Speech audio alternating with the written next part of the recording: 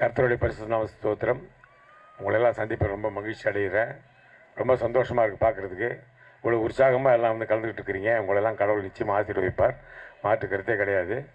அது மட்டுமில்ல, இதில் ரொம்ப ஒரு முக்கியமான விஷயம் என்னென்னா, எனக்கு வந்து ஜெபக்குமார் ஃபோன் பண்ணி இந்த மாதிரி 2ஆம் தேதி வர முடியுமான்னு கேட்டார். 10-15 நாள் சரின்னு சொல்லிட்டேன் நான். ஆனால் அதுக்கப்புறம் எனக்கு ஒரு சின்ன டவுட் வந்துடுச்சு. ஏன்னா எனக்கு கொஞ்சம் சின்ன ப்ராப்ளம் இருக்குது உடம்புல. அப்போ திடீர்னு பார்த்தா இந்த 2 சைடு பார்வை கொஞ்சம் ப்ராப்ளம் ஆகிடுச்சு எனக்கு. அப்போ எனக்கு பயந்துட்டேன். சரி, நம்ம எப்படி போவோம், 2ஆம் தேதி வேறு டேட் வேறு சொல்லிட்டோமே எப்படின்னு யோசிச்சு ஜெபம் பண்ணிகிட்டே இருந்தேன். என்னுடைய ஜெபம் மட்டும் இல்லை, இவ்வளோ பாஸ்டர்கள் வந்திருக்காங்க, இவங்களுடைய ஜெபமும் சரி, உங்களுடைய ஜெபமும் சரி, நேராக வந்து உங்களை சந்திப்பதற்கான கடவுளை என்னை ஆசீர்வதித்தார். அவருக்கு கர்த்தருடைய பாசம் சொல்கிறேன். அதான் உண்மை. இல்லைன்னா நான் வந்து பார்த்துருக்கவே முடியாது. அது ஒரு நம்ம எது நினச்சாலும் சரி, கர்த்தராக இயேசுக்கு நினைக்காம எதுவுமே நடக்காது. நீ எது நினச்சாலும் சரி, அவர் சொல்லாமல் எதுவுமே நடக்காது. நம்மளுடைய வாழ்க்கையின் ஒவ்வொரு அனுபவங்களும் அப்படி தான். என் வாழ்க்கையிலும் எல்லாமே ஒவ்வொரு இடமும் அவர் தான் என்னை வந்து தட்டி தட்டி தட்டி மேலே கொண்டு வந்து இடத்துக்கு கொண்டு வந்திருக்கிறாரு. ஒரு ஒரு முறையும் அப்படி தான் நடக்கும். நாங்கள் வந்து பார்த்திங்கன்னா, ஆக்சுவலாக பார்த்திங்கன்னா, நீங்கள் வந்து தமிழகத்தினுடைய பெண் முதல்வர் யார் தெரியுமா? முதல்ல யாருக்கா தெரியுமா? தமிழகத்தோட பெண் முதல்வர், இந்தியாவுக்கு ஒரு பெண் முதல்வர் அவங்க தான் ஃபஸ்ட்டு. ஒரு லேடி சீஃப் மினிஸ்டரும் அவங்க தான் வந்தாங்க. யார்?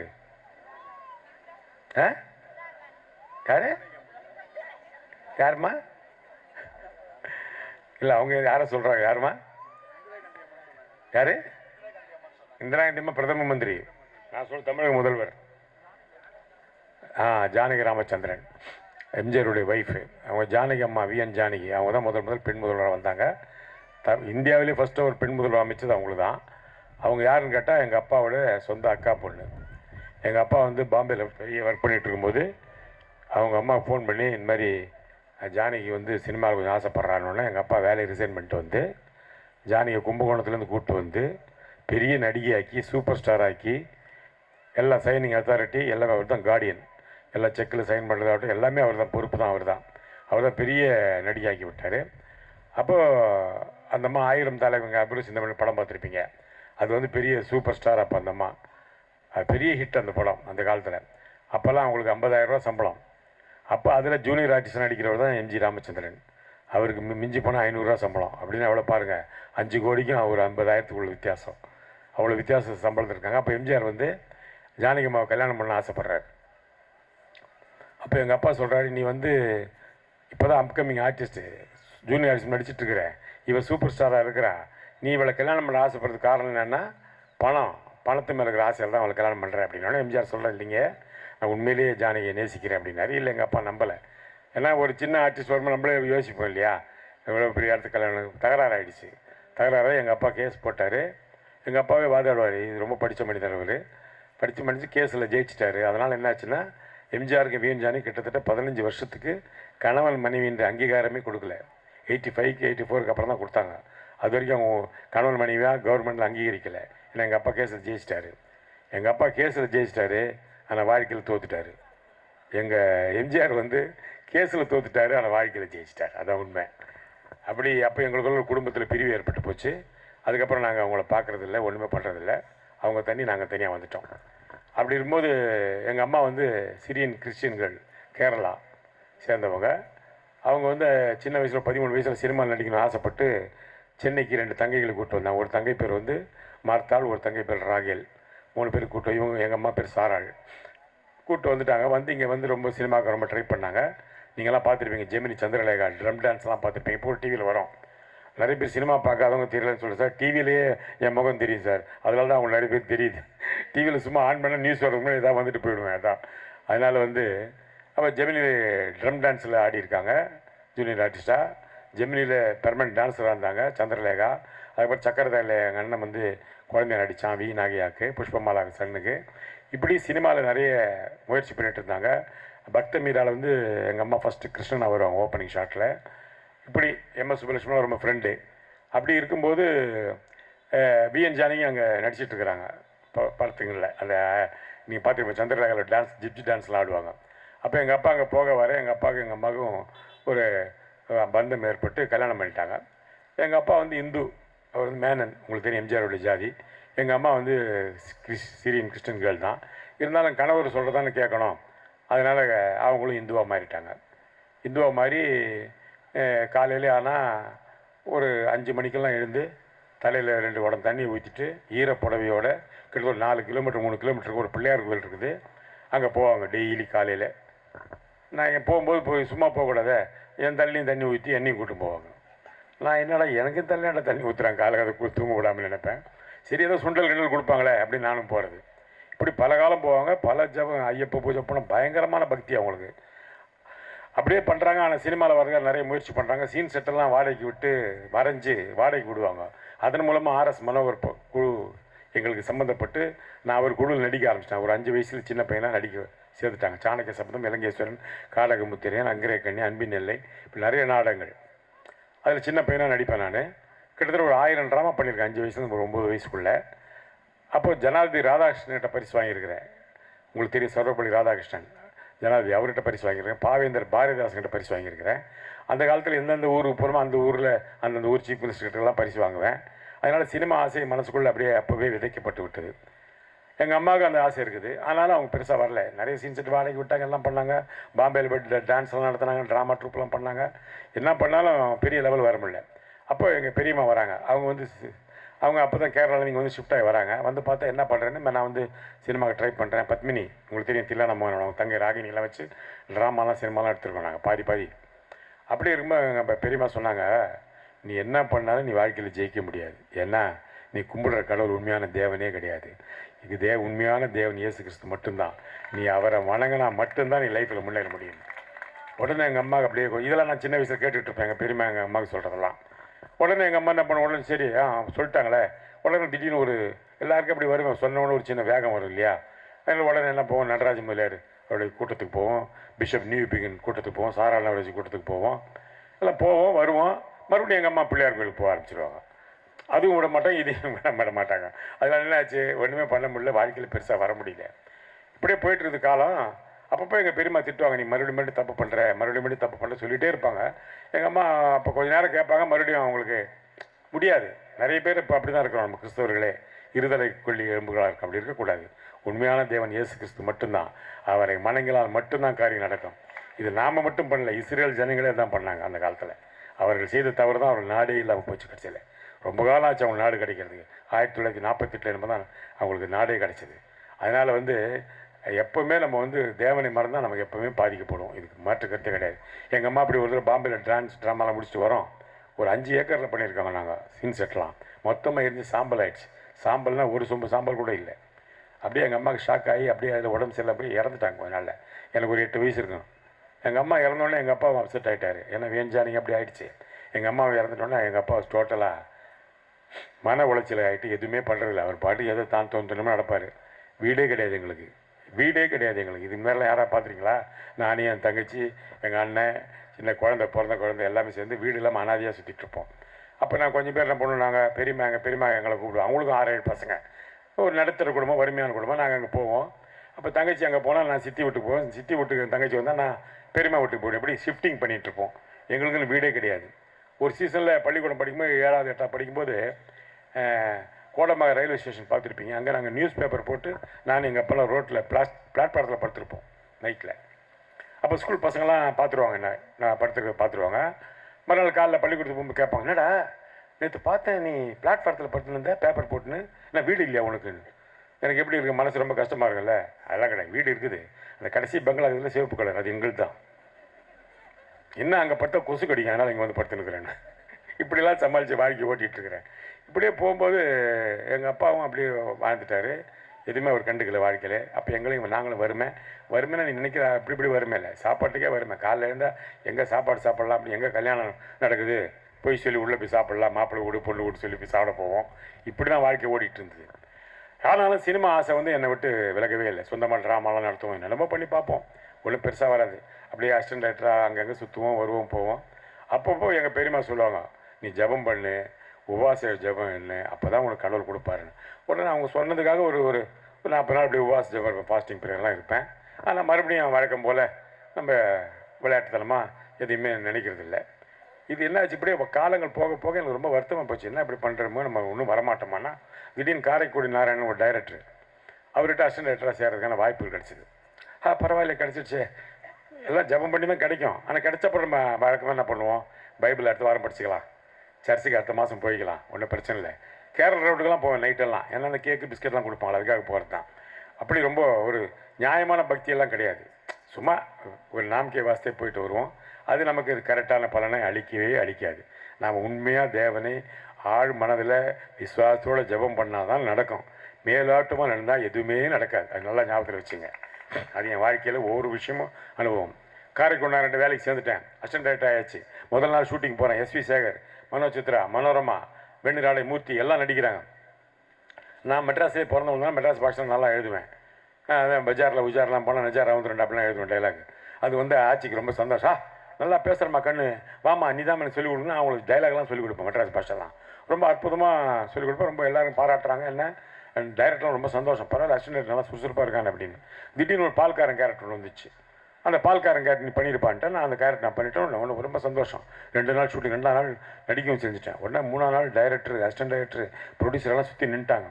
ரமேஷ் கண்ணா உனக்கு அதிர்ஷ்டம், பெரிய லெவல் வந்துடுச்சுரா, பாரு நீ இன்றைக்கி தான் அசிஸ்டன்ட் டைரக்டர் உள்ள நுழையிற சினிமாக்குள்ளே, இன்றைக்கே நீ நடிகன் ஆகிட்டே, அப்போ பார்த்துக்க உனக்கு டபுள் டம்மாக்கு அடிச்சு தூக்கிட்டேன், எங்கேயோ போயிட்டு இருந்தாங்க. அவ்வளோதான். நம்ம என்ன பண்ணுவோம், உடனே திமிர் வந்தா கடவுள் அப்படி கொஞ்சம் ஒதுக்கி வச்சுருவோம். அதுதான் நம்ம பழக்கம். இப்போவும் அந்த பழக்கம் எல்லாருக்கும் இருக்குது. அதை கொஞ்சம் நல்லா மாற்றிங்க தயவுசெய்து. முதல்ல கடவுளையும் அவருடைய ஞானத்தை தேடுங்கள், அதுக்கப்புறம் தான் உங்களுக்கு எல்லாமே கிடைக்கும், தானாக கொடுக்கப்படும். நாம் என்ன பண்ணுவோம் தெரியுமா, டைம் இல்லை நாளைக்கு படிச்சுக்கலாம், அதெல்லாம் கிடையாது. இதுக்கு தான் நீ டைம் ஒதுக்கணும், மற்றதெல்லாம் அப்புறம் ஒதுக்கலாம். டைம் தானாக டைம் கொடுப்பார் கடவுள். அப்படி நான் ஒதுக்கி வச்சுட்டேன். நான் கண்டுக்கிறதில்ல. 2 நாள் ஷூட்டிங் நடந்துச்சு, 3 நாள் ஷூட்டிங் போனால் நடக்கலை. அப்புறம் பார்த்தா 3 நாள் தான் அங்கே ஷூட்டிங் நடந்தது. அதுக்கப்புறம் ஷூட்டிங் நடக்கவே இல்லை, இன்றைக்கி வரைக்கும் நடக்கல அந்த படம், அப்படின்னு நின்று போச்சு. ஆஹா நம்ம தப்பு பண்ணிட்டோமே. நம்ம தப்புன்னு என்ன பண்ண, உடனே கடவுளின் பாதத்தை தொட்டு, ஆண்டவரே நான் தப்பு பண்ணிட்டேன், தயவுசெய்து என்னை மன்னிச்சுங்க. எனக்கு கர்த்தர்கிட்ட ஒரே ஒரு விஷயம் இருக்குது, அவர் நீடிய சாந்தம் மிகுந்த கிரையும் அன்பும் உள்ளவர் இல்லையா. இமைப்பொழுது உனக்கு கைவிட்டேன், ஆனால் மிகுந்த இறக்கினால் உனக்கு சேர்த்துக்கொள்ளேன்னு சொல்ல. அது அவர் எப்பவுமே சேர்த்துக்கிட்டு தான் இருப்பார். நாம் தான் திருந்துறதே கிடையாது வாழ்க்கையில். அதை நம்ம திருந்தணும், அதுதான் உண்மை. அது என் வாழ்க்கையில் ஒவ்வொரு இடத்துல நடத்துக்குது. பிடிச்சா அந்த படம் முடிஞ்சா மறுபடியும் முயற்சி பண்ணி அங்கே பாரதியார் வீட்டுக்கு பாலச்சந்திர வீட்டுக்கு போய் சுற்றிக்கிட்டே இருப்பேன். அப்போ திடீர்னு பார்த்தா பாண்டியராஜன் அசிஸ்டண்டாக சேர்ந்தேன், வேலை இருந்துச்சு. ஆண் பாவம் படம் கதை எழுதினேன், பெரிய ஹிட்டாச்சு. உடனே எனக்கு ஒரு படம் கொடுத்தாங்க, டைரக்ட் பண்ணுறாங்க. அப்போ ஒரு பொண்ணு பார்க்க போனோம், PS திவாகர் மியூசிக் டைரக்டர். அந்த பொண்ணை பார்த்து நல்லா இல்லை அப்படின்ட்டு வந்துட்டேன். நல்லா இல்லையா, ஏன்டா நீ என்ன மன்மத குஞ்சா, பொண்ணு அவ்வளோ அழகாக இருக்கிற, அவ்வளோ போய் நல்லா இல்லைன்ற நீ. அதெல்லாம் கிடையாது, நான் டைரக்டர் ஆனப்போ தான் கல்யாணம் பண்ணுவேன், லட்சியத்தோடு வாழ்கிறேன் அப்படின்னு சொல்லி. லட்சியம் நம்ம பிடிச்சா போருமா, கடவுள் நினைக்கிறோம், சும்மா நம்ம நினச்சா முடியுமா அப்படி சொல்லிவிட்டு அப்படி முடியாதுன்னு சொல்லிட்டேன். அப்புறம் பார்த்தா ஷூட்டிங் நடக்குது. ஷூட்டிங் நடந்தால் சென்சார் வரைக்கும் போயிடுச்சு. என் படம் ஆச்சரியமாயிடுச்சு, பரவாயில்ல சென்சார் வரைக்கும் போயிடுச்சே, இப்போ கல்யாணம் பண்ணலாம்னு கல்யாணம் பண்ணிட்டேன். கல்யாணம் பண்ண சொன்னால் கல்யாணம்லாம் பண்ணிட்டேன், உனக்கு அதிர்ஷ்டம் வந்துடுச்சு, உன் படம் ரிலீஸ் ஆகிடும். இது வந்து 85 என்னமோ நடக்குது, ஞாபகம் வச்சுங்க. 87 ஆகிடுச்சு, இதுக்குள்ளே ஒரு வருஷம் ஓடிடுச்சு. நடக்குது சொல்லிட்டு பார்த்தா கல்யாணம்லாம் ஆகிடுச்சு, ஆனால் படம் வரல. அடடா என்னடா படம் வரலையே அப்படின்னா மறுபடியும் கொஞ்ச நாள் உபவாசிச்சோம், கொஞ்ச நாள் பைபிள் படிக்கிறதுக்கு, ஒரு நாள் சர்ச்சுக்கு போகிறது, அது நடக்கிறது. மறுபடியும் கொஞ்ச நாள் கழிச்சு பார்த்தா திடீர்னு பெரிய பையன் பிறக்கிறான். செப்டம்பர் 11 இப்போ கல்யாணம் நாள், சூர்யா ஜோதிகாக அதே நாள் தான் கல்யாண நாள். பிறக்கிறான். பிறந்த உடனே எல்லாம் சொல்கிறாங்க, ஆஹா ஒரு கல்யாண நாள்லேயே பையன் பிறக்கிறான், அதிர்ஷ்டம் வந்துடுச்சுன்னு அர்த்தம், சினிமா வந்துடும், கவலைப்படாது, சென்சார் பண்ண படம் வந்துடும் அப்படின்னாங்க. சரி ஓகே, ரொம்ப சந்தோஷம். மறுபடியும் மழை தீர்ந்து அப்படியே டான்ஸ் ஆடிக்கின்னு சுற்ற வேண்டியது தான். கடவுளெல்லாம் கொஞ்சம் ஒதுக்கி வச்சுட்டு பார்த்துட்ருப்போம். பையன் பிறந்துட்டான், படம் வரல. புரியுதா? மறுபடியும் 2ஆவது பையன் பிறக்கிறான் 91. 85 நடந்தது, 91 6 வருஷம் ஆகிடுச்சு என் படம் வராமல். 91 பையன் வந்து சொன்னான், தாய்க்கு தலைமகன் தந்தைக்கு கடைமகன், உனக்கு 2ஆவது பையன் தான் அதிர்ஷ்டம், அவன் பிறந்தான் பார், படம் வருமா இல்லையா பாடுறான்னாங்க. சரி வந்துடும் அப்படின்னு சொல்லி ஜாலியாக சுற்றிட்டு இருக்கிறேன், எதை பற்றியுமே கவலைப்படுறதில்லை. பார்த்தா திடீர்னு பார்த்தா பையன் வந்து பள்ளிக்கூடத்துக்கு போனான், காலேஜுக்கு போனான், கல்யாணம் ஆகிடுச்சு, இப்போ பையனே பிறக்க போகிறான், இன்னும் அந்த படம் வரல. புரியுதுங்களா? இன்னும் அந்த படம் வரல. என்னடா இப்படி கடவுள் நம்ம இப்படி சோதிக்கிறாரு, ரொம்ப இதுவாக இருக்குன்னு சொல்லிட்டு மறுபடியும் வழக்கம் போல் கஷ்டங்கள் வந்தால் நம்ம கடவுளை தேடுவோம். அது நம்மகிட்ட பெரிய கெட்ட பழக்கம். சந்தோஷத்தில் கடவுளை தேடவே மாட்டோம், சந்தோஷத்துலேயும் நீங்கள் கடவுளை தேடணும், அதுதான் உண்மை. அப்போ தான் உங்களுக்கு வாழ்க்கை நல்லாயிருக்கும். ஏன்னா அவர் தான் நமக்கு சந்தோஷம் கொடுக்குறாரு, அதை நம்ம மறந்துடுவோம். ஏதோ நம்மளால் தான் நம்மளால் ஒரு அணு கூட அசைக்க முடியாது. நம்ம திரும்பி நடந்தால் கூட அவர் கடவுள் நினச்சா தான் நடக்கும். இப்படியே இருக்கிறேன், என்னடா பண்ணுறது யோசிச்சுட்டு இருக்கிறேன். மறுபடியும் உபவாசம் பண்ணுறேன், ஜெபம் பண்ணுறேன், நிலைமை பண்ணுறேன். அப்புறம் பார்த்தா ஏஜி சர்ச்சுன்னு மோகன் பாஸ் ஆரம்பிக்கிறார் சர்ச்சு. அப்போ சின்ன ரூம், இவ்வளோ 10-15 ரூமில் தான் ஆரம்பிக்கிறாரு, சைதாப்பேட்டையில். அதில் எங்கள் பெரியம்மா மெம்பர், மெயினாக என்னெல்லாம் கூப்பிட்டு போவாங்க, வாடா சர்ச்சுக்கு வாடா அப்படின்னு. நான் இங்கேருந்து சைதாப்பேட்டை வரையும் போயிட்டு சர்ச்சுக்கு போயிட்டு அங்கே சாப்பாடெலாம் போட்டு சாப்பிட்டு வந்துடுவேன். அப்போ அப்படியே அவர் சொல்கிறது உபவாச ஜபம் அதெல்லாம் கொஞ்சம் சின்சியராக ஜபம் பண்ண ஆரம்பித்தேன். திடீர்னு பார்த்தா ஒரு நாள் வந்து வேறு ஒரு படம் ஒன்றும் பெருசாக கிடைக்கல. அப்போ விவேக் என் ஃப்ரெண்டு ரவிக்குமார்கிட்ட கொண்டு போய் சேர்த்து விட்டேன் வேலைக்கு. ரவிக்குமார்கிட்ட போனோன்னு நிறைய படங்கள் ஒர்க் பண்ண ஆரம்பித்தேன். நிறைய படங்கள் பண்ணும்போது கொஞ்சம் சம்பளம்லாம் கரெக்டாக கிடச்சிட்டு இருந்தது. பெரிய குடும்பம்னு ஒரு படம் வசனம் எழுதினேன். வசனம் எழுதணுன்னா 100 days போனோடனே அந்த பெரிய குடும்பம் ப்ரொடியூசர் என்ன பண்ணார், ரமேஷ் கண்ணா வச்சு டைரக்ட் பண்ணலாம், ஏன்னா நான் சின்சியராக ஒர்க் பண்ணுவேன், அவர் பண்ணலாம் அப்படின்னு சொன்னோன்னே சரி ஓகே அப்படின்னு சொல்லிட்டு கூப்பிட்டாரு. நான் சொன்னேன் பண்ண மாட்டேன், டைரக்ஷன் பண்ண மாட்டேன். ஏன்டா நீ வந்து டைரக்டர் ஆகுதுனால வந்த, ஏன்டா பண்ண மாட்டேன்? இல்லை பண்ண முடியாது. ரவிக்குமார் திட்டுறாரு, என்ன மூளை இல்லையா உனக்கு? சார் நான் ஒரு படம் பண்ணேன் 85ல், 87ல் சென்சார் ஆச்சு, இப்போ வருஷம் 91 ஆகிடுச்சு, 91 வரைக்கும் அந்த படம் வரல. உங்கள்கிட்ட வேலைக்கு சேர்ந்துட்டேன், இப்போ தான் கொஞ்சம் சம்பளம் கரெக்டாக கொடுக்குறீங்க, பையனுக்கு ஃபீஸ் கட்டுறேன், வாடகை கட்டுறேன், மளிகை சாமான் வாங்குறேன், அதனால் மறுபடியும் டைரக்ட் பண்ணேன்னு வச்சுங்க, நீங்களும் சம்பளம் கொடுக்க மாட்டீங்க, அந்த படமும் வராது, ஃபைனான்ஸாக நின்று போய்ட்டு நான் படம் பண்ண மாட்டேன்ட்டேன். முக்கியமாக அடே என்ன பைத்தியக்காரனாக இருக்கிற, டே இது வரைக்கும் பண்ண படம்லாம் ஃபைனான்ஸ் இல்லாமல் நின்று போச்சுரா. ஆமாம், அதுக்கு என்ன இப்போ, இது யார் தெரியுமா? Gemini colour film laboratory. Film லேபரேட்டரினா ஃபிலிம் அவங்க வச்சுருக்கிறாங்க, படம் ரிலீஸ்னால் அவங்க பிரிண்ட் அடித்து ரிலீஸ் பண்ணுறது அவங்க தான். அதனால காசு இல்லைன்னா கூட பரவாயில்ல, ஃபிலிம் இருக்குடா, பிரிண்ட் அடித்து ரிலீஸ் பண்ணிவிடுவாங்க, தைரியமாக பண்ணுறேன் அப்படின்னு எங்கள் டைரக்டர் ரவிக்குமார் சொல்கிறார். என்னடா அப்படி சொல்கிறாரு யோசிச்சு, ஆமாம் கரெக்ட், ஃபிலிம் இருக்குல்ல, காசு இல்லைனாலும் ஃபிலிம் இருக்க ரிலீஸ் பண்ணுறான்னு சொல்லிட்டு சரின்னு சொல்லிட்டு டிஸ்கஷன்லாம் பண்ணி முதல் நாள் ஜெயராம், மீனா, விவேக், மணிவண்ணனை வச்சு ஷார்ட் எடுத்துனுக்கிறேன். ஒரு 3 ஷார்ட் எடுத்திருப்பேன். ஒருத்தன் வரான் நேராக காதுகிட்ட வந்து, சார் ஷூட்டிங்கை நிறுத்துங்க. என்னடா யூனியன் ப்ராப்ளமாக இதில் நிறுத்த சொல்கிற? ஃபிலிம் இல்லை சார்ன்றான். எங்கே? ஃபிலிம் லேபரேட்டரியில்.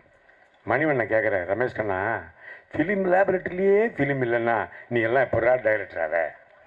ஐயையோ அண்ணன் என்னென்ன பண்ணுறது, என்னென்ன 10 வருஷம் கழிச்சு ஒரு படம் இப்படி ஆகிப்போச்சு. 2 நாள் ஒரே நாள் ஷூட்டிங் 3 ஷாட் தான் எடுத்திருப்பேன். ஐயோ என்ன இப்படி ரொம்ப வருத்தப்படுறேன். என்னடான்னு கூப்பிட்டு கேட்டால் எக்ஸைஸில் மாட்டிச்சு சார் ஷூட்டிங்கிறான். எக்ஸைஸில் மாட்டி என்னடா அவனு 2 நாள் ஆகும் சார்ன்றான். சரி 2 நாள் கழிச்சு வந்து அப்போ ஷூட்டிங் போகலான்னா ஸ்ட்ரைக்கு, 1.5 வருஷம் ஸ்ட்ரைக்கு. இப்படியே லைஃப் முடிஞ்சிடுச்சு கதை. ஆஹா நம்ம ஒன்றும் பெரிய தப்பு பண்ணிட்டோம் வாழ்க்கையில். நம்ம வந்து அப்பப்போ கடவுளை வந்து கண்டுக்காமல் இருக்கிறது நம்ம பண்ண பெரிய பாவம், தண்டனை அப்படின்னு நினச்சிட்டு சரின்னு மறுபடியும் உபவாச ஜபம் அப்படியே பயங்கரமாக அப்படியே கேரளா ரவுண்ட்ஸ் போகிறது, ஜபம் பண்ணுறது, சர்ச்சுக்கு போகிறதெல்லாம் பண்ணிக்கிட்டே இருக்கிறேன். படம் வரல, ஆனால் அந்த படம் வரவே இல்லை. இன்றைக்கி வரைக்கும் அந்த படம் வரல. என்னடா அப்படி ஆகிப்போச்சுன்னு போது திடீர்னு பார்த்தா ஒரு படம் டைரக்ட் பண்ணுறதுக்காக எனக்கு வருது. நான் அதை நம்பி கல்யாணம் பண்ணி பையன் பிறந்து 2வது பையன் பிறந்தோட படம் வரல. சரி ஓகே இது நடக்காதுன்னு சொல்லிட்டு ரவிக்குமார் ஒர்க் பண்ணுறேன். ரவிக்குமாரோட குரு தான் விக்ரமன். அவர் என்ன பண்ணார், திடீர்னு கூப்பிட்டு ரமேஷ் அண்ணா ஒரு படத்தில் ஒரு சீன் கொடுப்பாரு, இந்த படத்தில் ஒரு சீன் பண்ணுறேன் நடிச்சிரு அப்படின்னாரு. சரிங்க அப்படின்னு நடிச்சிட்டேன். நடித்து படம் ரிலீஸ் ஆகுது. நீங்களாம் பார்த்துருக்கலாம், அநேகமாக டிவிலே போடுவாங்க. கடவுளே காசெல்லாம் மேலே போடுறேன், நீ பார்த்து எவ்வளோ வேணால் மேலே எடுத்துக்க, நீ கீழே போடுறது மட்டும் நான் எடுத்துக்கிறேன் அப்படின்னு சொல்லிட்டு காசை அப்படி மேலே போடுவேன், எல்லா காசும் கீழே வந்துடும். அவர் மேலே கேட்சா பிடிப்பார். அவர் பார்த்தோம், ஆஹா ஆண்டவா எல்லாத்தையும் எனக்கே போட்டி, காட் இஸ் டபுள் கிரேட் அப்படின்வேன். இது வந்து ஒரே நாள் ஒரே நைட் படம் வந்து ஆகஸ்ட் 15 98 வருது. மறுநாள் காலையில் எனக்கு ரஜினிகாந்த் ஃபோன், கமலஹாசன் ஃபோன், எல்லா டைரக்டர் ஃபோனு, ரமேஷ் கண்ணா கலைக்கிட்ட நீ எங்கேயோ போய்ட்டு லைஃப் பெரிய லெவல் ஆகிடுச்சு. அப்படியே பயங்கர சந்தோஷம் எனக்கு. ஆஹா பரவாயில்ல, நமக்கு வந்து கடவுள் நம்மளுக்கு கொடுத்துட்டாரு அப்படின்னு.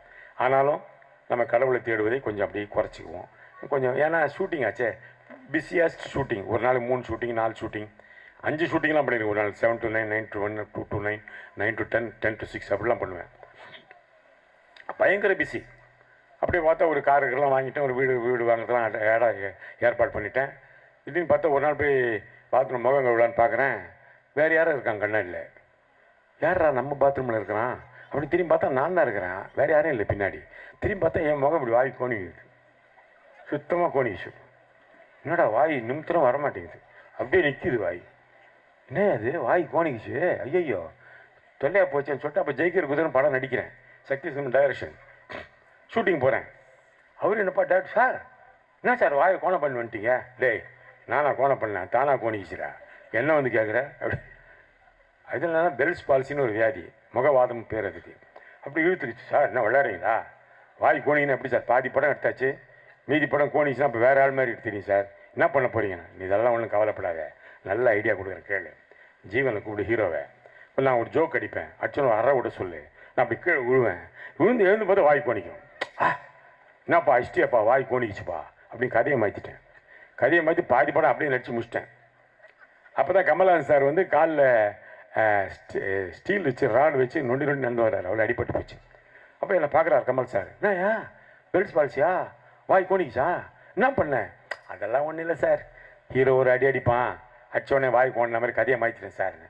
நீ கதையை மாற்றலாம், நான் மாற்ற முடியாதுரா, நான் நொண்டி தான் நடந்து வரணும், அவரால் மாற்ற முடியாதுன்னு ஃபீல் பண்ணுறாரு. இப்படியே வாய் கோணிச்சு நேரம் டாக்டர், பெரிய பெரிய டாக்டர் போகிறாங்க. நீ நினைக்கிறதா அப்போல்லோ பெரிய ஹாஸ்பிட்டலாம் போயிட்டேன். எல்லாம் சொல்கிறாங்க சார் இது ஒன்றும் பண்ண முடியாது, வேணா கிழிச்சிட்டு வாய் இழுத்து வச்சு தச்சிடலான்ட்டாங்க. வாய் இழுத்து வச்சு தச்சுட்டா ஒன்று வாய் நேராக இருக்கும். வாய் நேராக இருக்கும், ஏன் இங்கே ஒரு வெட்டு தெரியாது? ஆமாம், இங்கேருந்து இது வரைக்கும் ஒரு தையல் அடையாளம் தெரியுன்ட்டாங்க. இவ்வளோ தூரம் தையல் அடையாளம் தெரிஞ்சால் நான் காமெடி ஆர்டிஸ்ட்டுங்க. முகம் பூரா வெட்டாக இருந்தால் என்ன நினைக்க, முக வெட்டு முத்தையா அருவாள் ஆறு முகம் இப்படி தான் நடிக்கணும். வில்லனை என்ன காமெடி பண்ண முடியுமா? அதுக்கு ஒன்றும் பண்ண முடியாது சார், வேறு வழி இல்லைன்ட்டாங்க. நான் அப்படியே ஜம் பண்ணேன். ஆண்டவரே ஒரு சினிமா கொடுத்தேன், சினிமாவில் நடிகனாக்கினேன், திடீர்னு பார்த்தா இப்படி ஒரு வியாதியை கொடுத்து வச்சுட்டு இது யாருக்கு எப்படி வருதுன்னு தெரியாது. வியாதி ரொம்ப கோல்டு இருந்தால் வரும் மெயினாக, அதான் ரீசன். ஏசிக்கு நேராக இருந்தால் அடித்தா வரும், ஞாபகம் வச்சுங்க. ஏசிக்கு நேராக படுக்காதீங்க, அது ஒரு முக்கியமான காரணம்.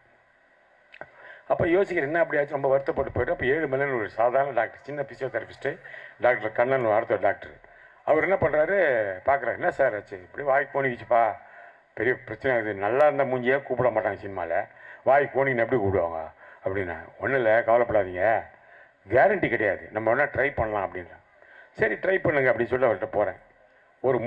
ஒரு 3 மாதம் கரண்ட்டு வைப்பாங்க, சரக்குன்னு கரண்ட் வச்சு வச்சு வச்சு வச்சு வாய் அப்படியே நேராக வருது.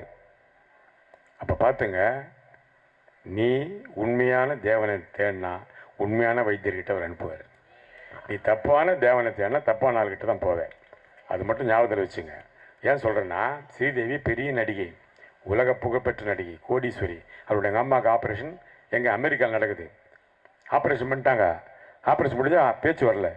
என்னன்னு கேட்டால் வலது முள்ள ஆப்ரேஷன் தெரியாமல் இடது முள்ள பண்ணிட்டாங்க அமெரிக்காலேயே. புரியுதா? அதனால் பணம் எல்லாம் பெருசு இல்லை, கடவுள் உனக்கு அருள் கொடுக்கணும், கர்த்தராகிய இயேசு கிறிஸ்துவின் வழி காட்டணும், அப்போ தான் நீ குணப்படுவே, இல்லைன்னா வேறு வழியில் குணப்படவே மாட்டேன். நல்லா ஞாபகத்தில் வச்சுக்க. குணப்படுத்தணும்னா கர்த்தராகிய இயேசு கிறிஸ்து நினச்சா மட்டும்தான் முடியும். வேறு எந்த கடவுளை கும்பிட்டா நடக்காது. அவர் கொண்டு வாயை கோணை வீசுவார். ஓகே, இப்படியே பார்க்குறேன்னா இப்படி கொஞ்ச நாள் போகுது. பரவாயில்ல வாய் அப்போ என்ன பண்ணுவாங்க, அந்த வாய் கோணிக்கு போது செல்ஃபி எடுப்பானுங்க வந்து. சார் செல்ஃபி எடுங்க சார். எடுப்பா. என்ன சார் ஒழுங்கு எடுக்கிறீங்க? சிரிங்க சார். டேய் சிரிக்க முடியாதுடா, என் வாயே படுறா, என்னடா அப்படி இருக்கிறீங்க அப்படின்னு சொல்லுவேன். இல்லை சார் நீங்கள் வேணுன்ட்டு செல்ஃபி கொடுக்கூட கோவத்தில் பண்ணிட்டு, கோவம்லாம் கிடையாது, நிஜமாகவே வரானா நம்ப மாட்டாங்க, திட்டிட்டு போவாங்க நம்மளை. அப்படி எப்படி சொல்லி வாய் நல்லா கொஞ்சம் ஸ்ட்ரெயிட் ஆகிடுச்சு. இப்போ கூட எல்லாம் கூப்பிட்டு சிரிங்க, சிரிப்பேன். நல்லா சிரிங்க, நான் கரெக்டாக தான் இருக்குல்ல வாய், இந்த பக்கம் பாரு, செக் பண்ணினே இருப்பானுங்க. இப்போ அவனுக்கு நம்பிக்கை இல்லை வாய் சரியாக வந்துச்சுங்க. அப்படி வாழ்க்கை போகுது. ஆஹா பரவாயில்லன்னு சொல்லிட்டு மறுபடியும் நம்ம வாழ்க்கை போல் மழை தீர்ந்து ஆடும், அப்படி சந்தோஷமாக வாழ்க்கை ஓடுது. ஷூட்டிங் போகுது, பையன் பிறக்கிறோம், கார் வாங்குகிறேன், பங்களா வாங்குகிறேன், எல்லாம் ரொம்ப சந்தோஷமாக இருக்குது. திடீர்னு பார்த்தா ஒரு நாள் வந்து எனக்கு ஹார்ட் அட்டாக். 2013 98 படம். 2013 13 வருஷம் கழிச்சிச்சு, 15 வருஷம் கழிச்சு திடீர்னு ஹார்ட் அட்டாக். டாக்டர்கிட்ட போகிறேன். டிஆர் முரளி பெரிய டாக்டர் ராமச்சந்திராவில். அவர் பார்க்குறாரு, சார் உங்களுக்கு ஹார்ட் அட்டாக் வந்துச்சு, ஸ்டெண்ட் வைக்கலாம் அப்படின்னு செக் பண்ணுறாரு. பிளட்டு செக் பண்ணால் ஒரு மனிதனுக்கு வெள்ளை அணுக்கள் 4000 தான் இருக்கணும், அதுக்கு மேலே போகக்கூடாது. எனக்கு அப்போவே 10,000 கவுண்ட் வந்துடுச்சு. அப்போ அவர் சொல்ல கத்தி வச்சா ப்ராப்ளம் சார், ஜாஸ்தி ஆகிடும் வெள்ளை அணுக்கள், ரிஸ்க்கு, லைஃப் ரிஸ்க்கு அப்படின்னு. அப்போ என்ன பண்ணுறதுன்னா, நீங்கள் வெள்ளை அணுக்கள் குறைச்சிட்டு வாங்கன்னு மருந்து ஒரு 3 மாதம் மாத்திரை மருந்தெல்லாம் சாப்பிட்டு வெள்ளை அணுக்களை குறைச்சி 2 ஸ்டெண்ட் வச்சாச்சு. 13 மறுபடியும் ஷூட்டிங், மறுபடியும் பிஸின்னு என்ன, இந்த பக்கம் வர்றதே இல்லை, எல்லாம் அந்த பக்கமே போயிடுறது, சர்ச்சை பக்கமே தலை காட்டுறது கிடையாது, அப்படியே சுற்றிட்டு இருக்குது.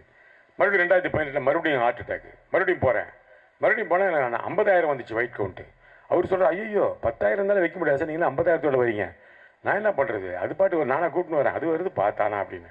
ஐயோ முடியாது சார், நீங்கள் வந்து போய் கேன்சர் டாக்டர்கிட்ட ட்ரீட்மெண்ட் பண்ணிட்டு வாங்கன்றார். கேன்சர் டாக்டர் போனால் அவர் பார்த்தாரு, கொஞ்ச நாள் மருந்தெல்லாம் கொடுத்தாரு, 50,000 கவுண்ட்டு குறைச்சோன்னே இன்னும் 2 ஸ்டெண்ட் வச்சுட்டாங்க. மறுபடியும் போகிறேன் டாக்டர்கிட்ட, முரளி அவர் சொல்கிறாரு, இதுக்கு மேலே ஸ்டெண்ட் வைக்க முடியாது, இல்லை ரொம்ப ரிஸ்க், 4 வச்சாச்சு, இதுக்கு மேலே ஸ்டண்ட் வச்சா நீங்கள் காமெடி நடிக்க முடியாது, ஸ்டண்ட் ஆக்டராக வேணால் நடிக்கலாம், என்ன ஃபுல்லாக ஸ்டண்ட்டு என்ன பண்ணுறது அப்படின்றாரு அவர். என்ன ரொம்ப போச்சு அப்படின்னு சொல்லிட்டு போகிறேன். அப்பப்போ டெஸ்ட் பண்ண சொல்லுவாங்க, பிளட்டு டெஸ்ட் பண்ண லேப்லேருந்து ஒருத்தன், சார் சீக்கிரம் வாங்க, என்னையா என்ன ப்ராப்ளம், சார் வெள்ளை அணுக்கள்னா என்ன எவ்வளோ ஆச்சு? 1,00,000 ஆயிடுச்சு சார். 1,00,000 ஆனால் என்ன நீ ஏன் கவர்த்தப்படுற? அதுதானே அது நான் ஒன்றும் பண்ணலையேன்னு. சார் நான் விளையாடுறீங்களா? 4,000ன்றது எங்கே இருக்குது, 1,00,000 எங்கே இருக்குது, விளையாடுறேன் சீக்கிரம் வந்துட்டு பாருங்கள் சார். சரி வாங்கி போய் வச்சுருவேன், தூக்கி போட்டுருவேன். அதை பற்றி நம்ம என்ன கவலைப்படுறது? அப்படி ஏன்னா 4 சென்ட் வச்சாச்சு, ஹார்ட் அட்டாக் வரல கொஞ்ச நாள். அப்பப்போ நெஞ்சு வலி வரும், அப்படியே அட்ஜஸ்ட் பண்ணி போயிட்டே இருப்பேன். இந்த சார்பிட்டு மாத்திரை நாக்கில் வச்சு அடியில் வச்சு அப்படி சமாளிப்பேன். மறுபடியும் ட்ரீட்மெண்ட் டெஸ்ட் போனால் சார் கத்தும், என்ன 2 லட்சமா? ஆமாம் சார் 2 லட்சம் சார். மறுபடியும் கத்தும், ஒரு நாள் ஒரு 3 மாதம் கழிச்சு ட்ரீட்மெண்ட் சார் 4 லட்சம் வந்துடுச்சு. எனக்கு 4 லட்சம் வந்துடுச்சு. 4,000 4 லட்சம் பார்த்துங்க. வெள்ளை அணுக்கள். வெள்ளை அணுக்கள் எப்படின்னா நம்ம உடம்பில் இருக்கிற கெட்ட பாக்டீரியா கொல்லும், ஆனால் அது நல்ல பாக்டீரியா சேர்த்து கொள்ளும். ஹீமோக்ளோபின் சேர்த்து சாவடிச்சு, அதான் அவனுடைய கெட்ட பழக்கம். அப்போ கேன்சர் டாக்டர் வரதராஜன் அவர்கிட்ட போகிறேன், பிளட் டிசார்டர், பெரிய டாக்டர் அவர், அபிபுல்லா ரோடு இருக்கார். அவர் பார்த்துட்டு சார் உங்களுக்கு 4 லட்சம் வந்துடுச்சு, கீமோதெரப்பி பண்ணணும் அப்படின்னா. கீமோதெரப்பின்னா என்னென்னா ஊசியெல்லாம் குத்தி ஒரு 5 மாதம், ஒரு நாள் 5 நாள், ஒரு மாதத்துக்கு ஒரு 6 மாதம் ட்ரீட்மெண்ட் எடுக்கின்றார். கீமோதெரப்பின்னு ஒரு ஞாபகம் வந்துச்சு. கமல்ஹாசன் சார் ஒரு தடவை ஸ்ரீவித்யான்னு ஒரு நடிகை நீங்கள் பார்த்துருப்பீங்க, அழகான நடிகை, கண் அவ்வளோ அற்புதமான ஒரு நடிகை, அற்புதமான பாடகி, எம்எல் வசந்தகுமார் டாக்டர், பெரிய நடிகை. அவங்களோட நான் நிறைய படம் நடிச்சிருக்கேன். கமல்ஹாசன் ஒரு நாள் பார்த்து அழுகுறாரு. ஸ்ரீவித்யாவுக்கு கேன்சர் ட்ரீட்மெண்ட் கீமோதெரப்பி பண்ணி முடியெல்லாம் கொட்டி ஆள்லாம் உருகி இவ்வளோ ஆகிட்டாங்க, அதில் பார்க்குறதுக்கு ரொம்ப சங்கடம் ரமேஷ் கண்ணா அப்படின்னு சொல்லிட்டு அழுகுறாரு. லிட்ரரி அழுகுறேன்னு அவங்களாம் ஒன்றா நடித்து வந்தவங்க.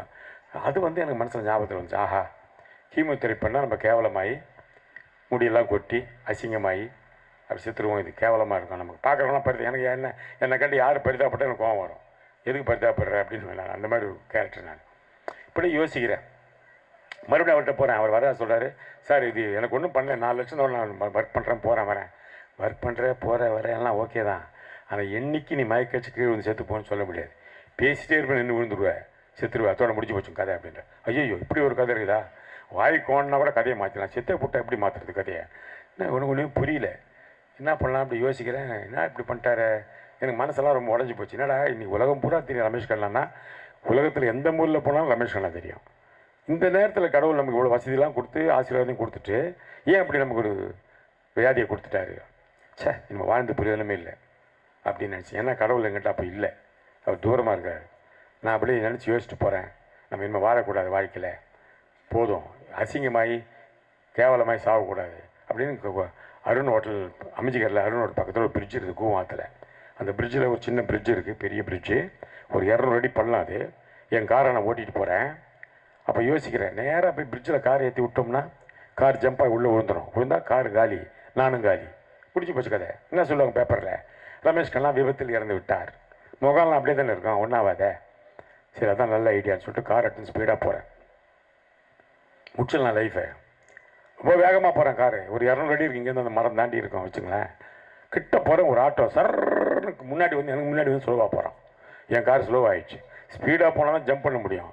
நான் பைத்தியக்காரன், யாரா இந்த நேரத்தில் குறுக்க ஒரு ஆட்டோ குறுக்க ஸ்லோவாக வேறு போகிறான், என்ன வேறு ஸ்லோ பண்ணிட்டான். ஒருவேளை அவனுக்கு வெள்ளை அணுக்கள் இருக்கும் பொழுது, நமக்கு முன்னாடி அவன் சாக போகிறான். பரவாயில்ல, அவன் செத்தோன்னு நம்ம செத்துடலான்னு சொல்லி நான் வெயிட் பண்ணுறேன். அவன் நிறுத்திட்டான், ஆட்டோவை நிறுத்திட்டான் டோட்டலாக. எனக்கு அதுக்கப்புறம் வண்டி எடுக்க முடியல. திரும்பி நான் ஒரு 1.5 கிலோமீட்டர் போனாலும் திருப்பி வர முடியும் ஸ்பீடாக. ஏன் இப்படி ஆகிப்போச்சுன்னு சொல்லிட்டு எனக்கு கோபம். அந்த ஆட்டோக்காரனை எப்படியா திட்டணும் அப்படின்னு யோசிச்சு அப்படியே ஆட்டோவை பார்க்குறேன்.